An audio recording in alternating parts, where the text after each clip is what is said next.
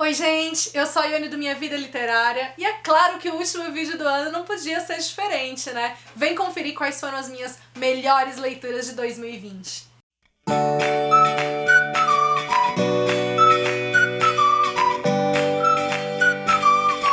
2020 foi esse ano complicado pra todo mundo. Teve gente que se jogou nas leituras pra aguentar os momentos mais complicados. Teve gente que não conseguiu ler de jeito nenhum. Eu tive meus momentos. Tive aqueles que eu consegui devorar livros, outros que eu mal conseguia entrar nas histórias. Mas foi um ano produtivo nesse sentido. Em 2020 eu li mais de 120 livros. Por causa disso também, essa seleção de melhores do ano acabou ficando bastante grande. Eu resolvi selecionar aqueles gêneros que eu mais li, que eu mais gostei, e elenquei os melhores dentro de cada um. Então eu vou falar de quase 30 livros pra vocês. Vou falar mais resumidamente de cada um também pro vídeo não ficar assim tão extenso. E a ordem que eu vou mencionar aqui foi em ordem de leitura. Não tá em ordem do melhor pro pior, porque eu também não ia saber fazer isso. E antes de eu começar a falar dos livros, um recadinho bem rapidinho. Na semana que vem eu vou estar de férias, portanto vocês não vão ter vídeo na primeira semana de janeiro. Eu precisava tirar esse tempinho de folga pra mim. Mas logo na segunda semana a gente já volta com um vídeo novo, e o primeiro vídeo de 2021 vai ser trazendo o resultado da votação da minha TBR, então vocês vão ficar sabendo os livros que foram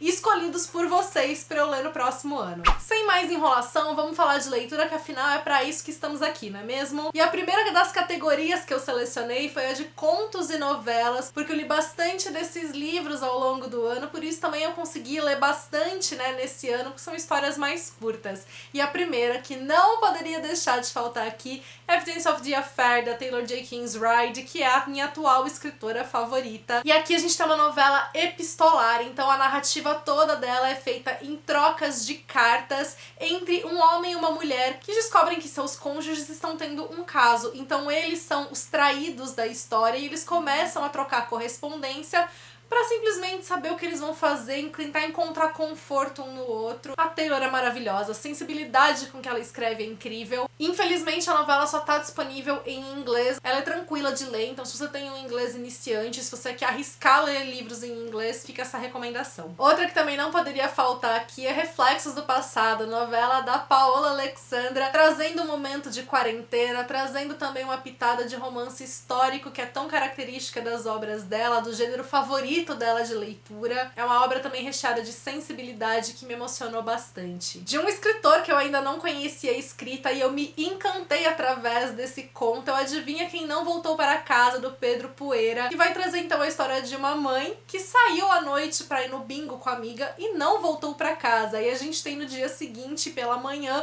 os filhos dela tentando descobrir o que aconteceu, indo em busca da mãe. A novela é dividida em 4 partes, cada uma das partes é narrada por um diferente membro dessa família. Eu adorei a forma de como ele trouxe essas diferentes perspectivas e a ambientação na cidade de São Paulo. Outro conto que me conquistou completamente também, que foi de um autor inédito pra mim, é O Brilhante, do Renato Rito, que também é um conto que se passa todo em trocas de e-mails, então também é um conto epistolar. Ele se passa numa empresa com um e-mail sendo enviado errado, e aí a gente tem toda aquela tensão, a preocupação dele, mas principalmente uma narrativa cheia de humor e um romance que acaba sendo super fofo. Quem também me encantou completamente foi Reticências, da Solange Quioro, que não tá mais disponível na Amazon, porque ano que vem ele vai ser relançado pela Globo Out. Ele vai trazer um romance entre 2 personagens que se conhecem online, trocam mensagens sem saber quem eles são, e eles acabam se conhecendo pessoalmente sem saber que eles são aquela pessoa que eles interagem virtualmente.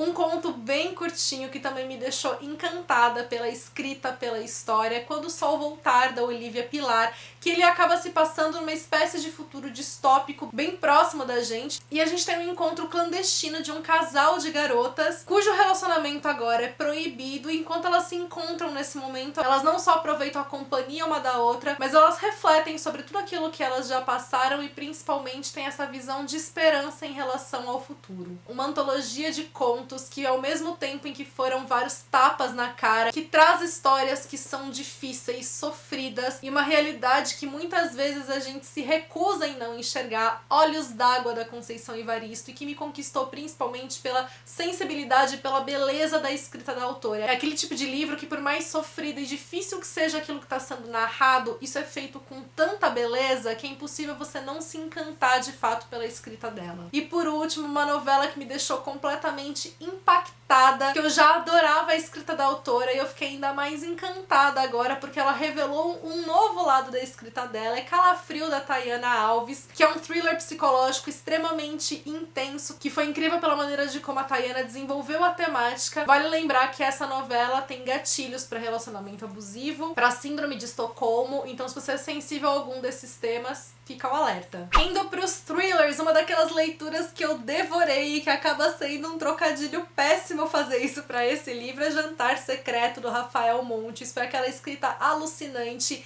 é um livro com cenas bastante pesadas também, e que eu achei incrível como ele desenvolveu a narrativa, os personagens, como ele conduziu os fatos e como acabou sendo essa leitura assim tão instigante. Um thriller policial que eu também amei a maneira de como foi desenvolvida, Viva para Contar, da Lisa Gardner, que vai tratar de um tema bastante delicado, que são os transtornos mentais em crianças, e é incrível como a autora amarra as diferentes narrativas que aparecem e faz da história bastante complexa e bem desenvolvida. Um autor já que é super característico pra mim ter histórias completamente complexas é o Joel Dicker, e a verdade sobre o caso Harry Cabert foi mais um desses livros que eu amei, principalmente a construção da história e como a segunda metade do livro também me proporcionou aquela leitura frenética. Mas um thriller também fica o aviso de gatilho para temas como estupro, violência, abuso, enfim. Então que é um livro com cenas pesadas nesse sentido, mas que eu também amei como a autora desenvolveu tudo, é O Jardim das Borboletas, da Dottie Hutchinson. Esse aqui é o primeiro de uma série policial, é aquela série independente, então cada um dos livros traz um caso diferente. Todos os livros estão disponíveis no Kindle Unlimited, mas só os 2 primeiros, por enquanto, foram traduzidos para o português. E nesse daqui a gente tem a história de um homem que sequestra garotas e as mantém em cativeiros como se elas fossem as borboletas dele. A história já começa com essas garotas tendo sido resgatadas e uma delas contando a história, reconstituindo os fatos, mas escondendo algumas coisas, então a gente não sabe exatamente se a gente pode confiar nela ou não. E o último thriller policial dessa lista que não poderia faltar é O Jogo do Rato, do Denis Vinicius, que me proporcionou uma leitura extremamente frenética, deliciosa e que me surpreendeu mesmo comigo tendo adivinhado quem era o assassino da história. E aí a gente vai para aquela parte do vídeo que eu sei que é a que vocês mais estão aguardando e a parte que mais vai ter indicação, que é de chiquilites e é de romances. Então tá tudo misturado aqui, comédia romântica com romance que vai mais pro drama. É o gênero que eu mais li no ano, é o gênero que eu acabo mais gostando e por causa disso é o que vai ter mais indicação. E a gente já começa com O Café da Praia, da Lucy Diamond, que foi uma das primeiras leituras que eu fiz em 2020 e eu me encantei. A gente tem uma personagem aqui que ela vai recomeçar a vida cuidando de um café que ela recebeu de herança numa cidade que ela tá sendo super mal recebida, e aquele tipo de história leve, gostosa e que vai trazer principalmente um momento de autodescoberta, de amadurecimento, de superação. Um romance que já me fez sofrer mais, que ele trabalha muito as angústias dos personagens, mas que ao mesmo tempo traz um quentinho pro nosso coração. É Invisível, da Amy Oliveira. Me encantei ainda mais pela escrita dela aqui, como ela traz uma escrita sensível, personagens que a gente tem vontade de abraçar por conta das inseguranças que eles trazem, e mesmo eu tendo sofrido e chorado, ainda assim eu terminei o livro sorridente e feliz por essa leitura. Mais um livro que foi sofrimento do começo ao fim, mas que eu fiquei encantada pela escrita sensível da autora, pelo desenvolvimento dos personagens. E Fique Comigo, da Yobami Adebayo. Recomendei várias vezes esse livro ao longo desse ano porque ele foi realmente sensacional. Um dos meus chiquilites queridinhos desse ano ainda não foi lançado, que é A Invenção de Nós Dois, da Deborah Strogo. Ele faz parte da mesma série de Repente Nós Dois. Os livros podem ser lidos separadamente, mas eles se passam no mesmo universo. Era pro livro ter sido lançado esse ano, mas tiveram alguns imprevistos com a publicação, então ele foi postergado para 2021. Mas ele vai trazer romance de conveniência, ele vai se passar no universo editorial. A escrita da Deborah é uma delícia, tanto porque ela é super fluida, porque ela é muito engraçada, as passagens sensuais são na medida certa. Eu me encantei pelo casal, então de verdade eu me apaixonei por esse livro. Outro dos meus queridíssimos do ano foi o Clube PS Eu Te Amo, da Cecília Ahern, que é a continuação de PS Eu Te Amo. E essa aqui foi aquela continuação que eu tinha um certo receio de ler, porque eu amava já o primeiro livro, não sabia se seria necessário ter uma continuação e quebrei minha cara quando eu li, no sentido de que pra mim ele complementou muito bem o primeiro livro, ele fez da trajetória da Holly ainda mais especial. Foi aquele livro também que me fez rir em várias passagens, me fez chorar que nem doida em outras, porque ele traz uma mensagem muito bonita, além da leitura ter sido deliciosa. Outro das minhas fofurinhas do ano foi Um Beijo de Inverno, da Livraria dos Corações Solitários, da Anne Darling, que fecha essa série da Livraria dos Corações Solitários. É uma série que sim, você pode ler os livros de maneira independente, mas eu recomendo fortemente que você leia em ordem, porque aí você vai se apegando e conhecendo melhor cada um dos personagens, e quando chega nesse daqui a sensação é ainda mais gostosa. Outro livro que eu também me encantei foi Teoricamente Princesa, da Alyssa Cole, que vai trazer uma personagem que descobre que faz parte da realeza quando ela achava que ela não era ninguém na fila do pão. Mas até isso acontecer também, ela vai se acabar se envolvendo com o noivo prometido dela, que ela não sabe que é noivo, que ela não sabe que é prometido, que ela sabe muito menos ainda que é príncipe, porque ele não conta pra ela. E aquela história deliciosa de você ler, ela é muito rápida, é muito fluida, o envolvimento entre eles é extremamente gostoso de se acompanhar. Eu adoro o fato também dela fazer mestrado, dela trabalhar com a ciência, a gente ter essa importância ressaltada na história e o dia a dia dela como tá envolvido por esse meio. Um livro também que me emocionou demais e se transformou no meu favorito dessa trilogia é o Ainda Sou Eu, da Jojo Moyes. Pra mim ele foi o livro mais divertido dos três e que fechou com chave de ouro a série, porque ele realmente mostra como a série é sobre a Lu, sobre o crescimento dela, sobre as descobertas dela. Foi um livro que conversou demais comigo nesse sentido e que realmente, assim, quando eu fechei a última página eu caí no choro por toda a emoção que ele me causou, por realmente a gente ter a Lu olhando pra dentro dela e entendendo quem ela é. Mais um livro que eu li nesse mesmo mês que eu li Teoricamente Princesa e Ainda Sou Eu foi Dando um Tempo, da Marian Keyes, que assim que eu terminei eu também sabia que era um dos meus favoritos do ano. Aqui a gente tem um casal que vai se separar por 6 meses, porque o marido vira pra esposa e fala: eu preciso de um tempo. E aí a gente tem todas as angústias que ela vai viver a partir disso, das inseguranças, das incertezas, a maneira de como ela vai reavaliar o casamento e vai se reavaliar. Eu achei extremamente real e delicado como a Marian Keyes fez isso, as temáticas que ela inseriu no livro, que acabou indo além da questão do relacionamento, a presença familiar, enfim, se transformou inclusive num dos meus livros favoritos da Marian Keyes. E aí uma leitura agora de dezembro, que na verdade até conversa um pouco com o Dando um Tempo, é Depois do Sim, da Taylor Jenkins Reid, novamente aparecendo aqui nessa lista. Vale dizer que além desse de Evidence of the Affair, eu também li Amores Verdadeiros esse ano, mas eu gostei mais do Depois do Sim do que de Amores Verdadeiros. Esse aqui é o segundo romance da Taylor, foi escrito antes de todos os outros que já foram publicados aqui no Brasil, e ele traz a história de um casal que depois de 11 anos juntos, chega à conclusão de que eles não se amam mais, e eles decidem passar um ano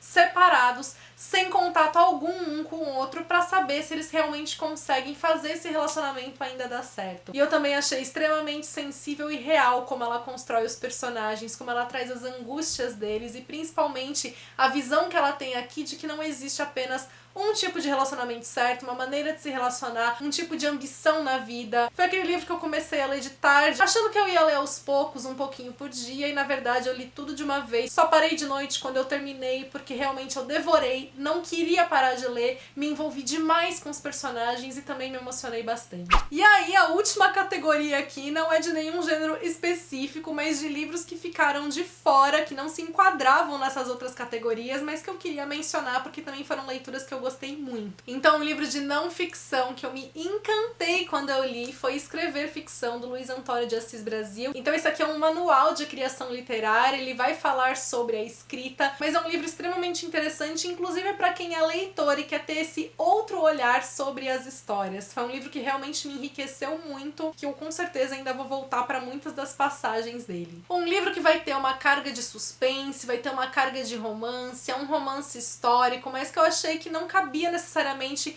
mencionar entre os romances, porque essa não é a maior característica dele. É Um Lugar Bem Longe Daqui, da Delia Owens. Foi aquele livro que, assim, mexeu com coisas minhas, assim, muito dolorosas. Então foi aquele livro que eu sofri, mas que eu também devorei, que eu me encantei pela sensibilidade da escrita da autora, pela ambientação da história, como ela mescla a questão da natureza, a própria personagem e o próprio suspense que tá aqui, como isso cria tensão na história, como isso também cria algumas reviravoltas. Mais um livro de não ficção que eu li no Kindle e eu tô só esperando pra comprar o físico, porque eu faço questão de ter na minha estante, é o Modern Love. Então ele vai trazer uma seleção de crônicas da coluna Modern Love, que é publicada já há mais de 15 anos no New York Times. Foram essas crônicas que deram origem à série produzida pela Amazon. Eu primeiro assisti a série, me encantei por ela, e aí quando o livro foi publicado aqui no Brasil, é claro que eu também quis ler, e eu adorei ainda mais a leitura. Como os textos são mais curtos, foi aquele tipo de leitura que eu fui fazendo bem aos pouquinhos. Eu deixava pra ler